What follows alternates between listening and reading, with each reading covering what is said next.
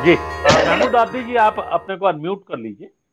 मनोरंजक है पर बहुत खतरनाक है ये पूरी बहस जो है। आप एक वकील हैं, एक कानून के नजरिए से किस तरीके से देखते हैं?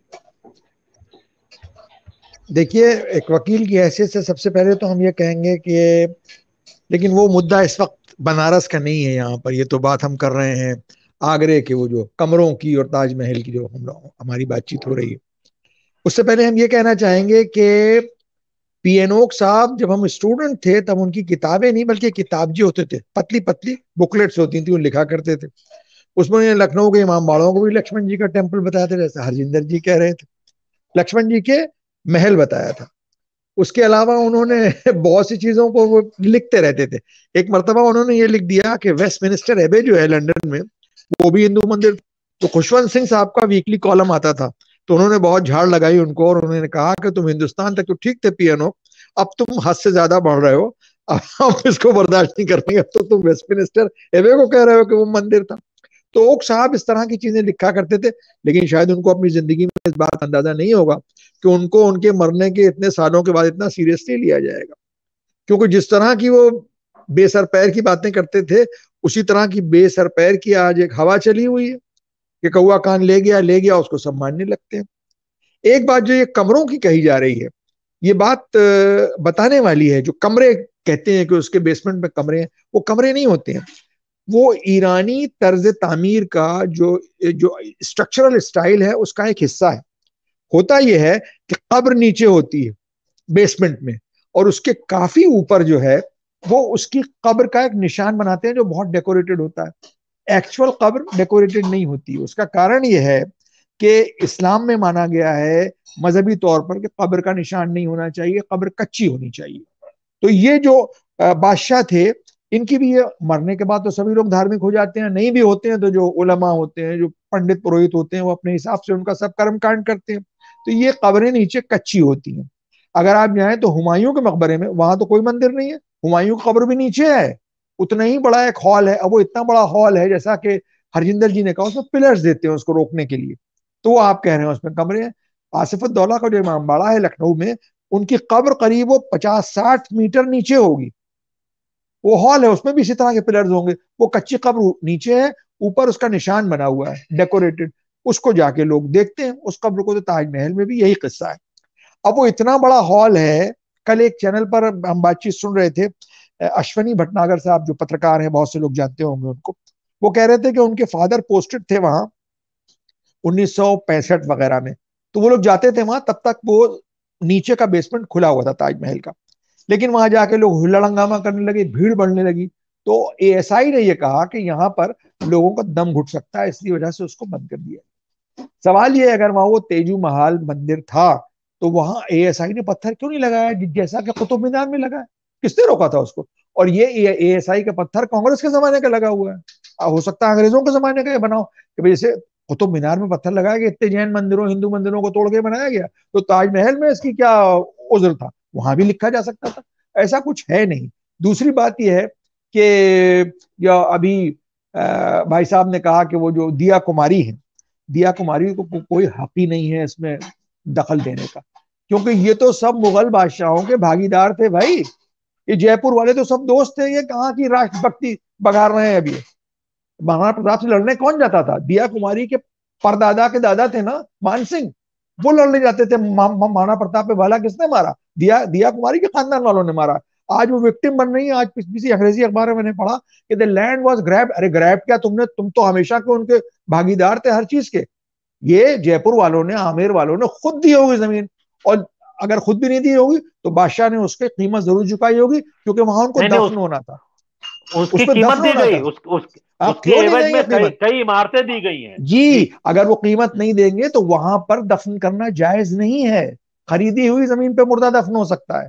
तो बादशाह ने अपने लिए भी वो जमीन खरीदी और अपनी बेगम के लिए भी खरीदी। तो ये बात आप याद रखिए कि जितनी कब्रें आप देखते हैं, चाहे आप सफदरजंग में जाएं, तो ऊपर निशान होता है, उसके नीचे हॉल में बेसमेंट में कब्र होती है एक्चुअल, जो कच्ची होती है। चाहे वो हुमायूं का मकबरा हो, चाहे वो ताजमहल हो, चाहे एतमातुद्दौला हो, चाहे वो सिकंदरा हो, चाहे वो लखनऊ के बड़ा इमाम बाड़ा हो, नीचे कब्र में हॉल होता है सिर्फ। उसमें कोई मंदिर का कोई उसमें कोई इम्कान नहीं होता, या कोई चीज उसमें छुपा के रखी गई। अब ये एक परंपरा चली आ रही है कि लोग ये कहते हैं कि साहब मंदिर तोड़ तोड़ के बनाया। मुमकिन है मंदिर तोड़ के, जैसे कुतुब मीनार में लिखा हुआ है कि मंदिर तोड़ के बनाए, बनाए होंगे जरूर, बनाए होंगे, तो वहां पर वो लिखा हुआ है। अच्छा, जब मुसलमान आए थे तो अपनी जेब में मस्जिदें रख के तो आए नहीं थे, कुछ तोड़ के बनाई होंगी, बनाई थी तो वो बात शर्मिंदगी की है, वो गलत बात है बिल्कुल। लेकिन जहां नहीं बनाई है वहां खुली आबादी में, खेतों में, खलिहानों में मस्जिदें बनाई होंगी। जब यहाँ रहते थे तो यहाँ महल भी बनाए, मस्जिदें भी बनाई। तब उसका अगर हम जायचा खींचते फिरेंगे तो पूरे मुल्क में ना कोई अस्पताल बनेगा, ना कोई इंस्टीट्यूट बनेगा, ना कोई स्काई लैब बनेगा, कुछ नहीं होगा। इसके लिए एक कमीशन बना दिया जाएगा कि साहब ढूंढ ढूंढ के लाइए कहाँ मंदिर था, कहाँ कहाँ वो थी मस्जिद थी। अब देखिए मथुरा का शुरू हो गया है, बनारस में। अब बनारस देखिए, ये जो फैसला हाईकोर्ट का है बड़ा, जिसको कहना चाहिए एक अच्छी उम्मीद जगाता है कि हाईकोर्ट ने इस न्यूसेंस को न्यूसेंस ही डिक्लेयर कर दिया कि कोई न्यूसेंस है ये, इसकी कोई अहमियत नहीं। और आप यहाँ ना आइएगा। हमें तो लगता है कि हाईकोर्ट को हैवी कॉस्ट भी करनी चाहिए थी उनपे, तो याचिका करता थे उन पर कॉस्ट करनी चाहिए थी, तब उनके जरा कान खड़े होते कि बेवकूफी की बातें लेके कोर्ट का टाइम बर्बाद ना करें। अब बनारस में जज साहब ने क्या किया, उनका वही कोर्ट कमिश्नर रहेंगे और उनके साथ एक नया लगा दिया।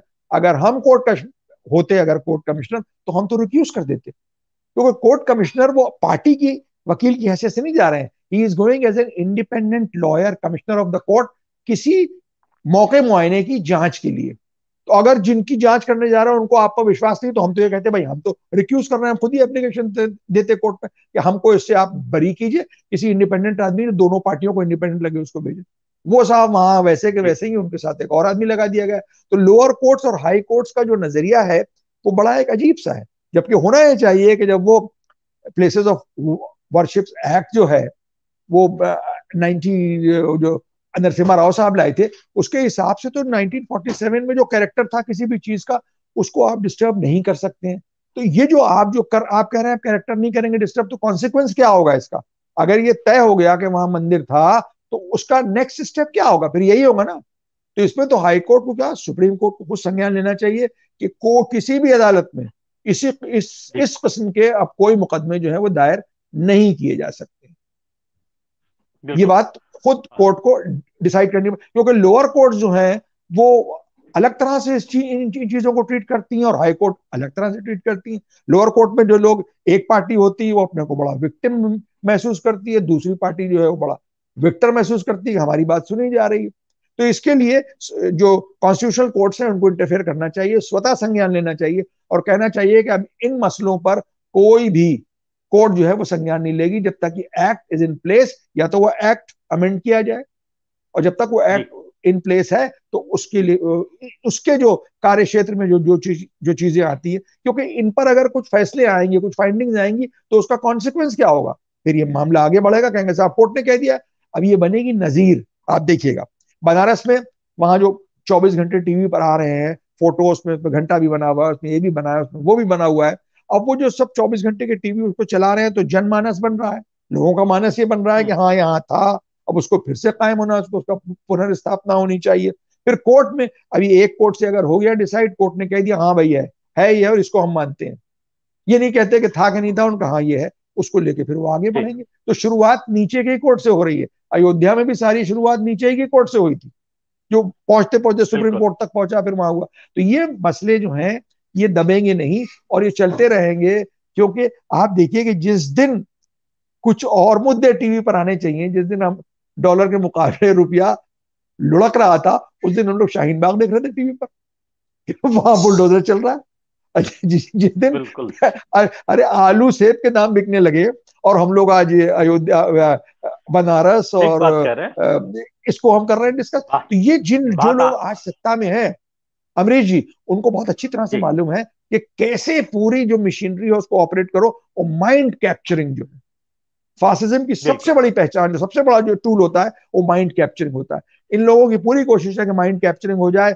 आप ऑटो में वालों से देखिए, कहीं भी आम लोगों को देखिए, वो सब तो सोशल मीडिया देखते हैं और ये 24 घंटे के जो वर्नाकुलर टीवी है वो भी देखते हैं। इंग्लिश टीवी भी यही कर रहे हैं, बिल्कुल एक आध चैनल को छोड़। तो माइंड कैप्चरिंग हो गई। 9 बजे की शाम को आज यही होगा, इस पर डिस्कशन, हाई कोर्ट के फैसले पर डिस्कशन नहीं होगा।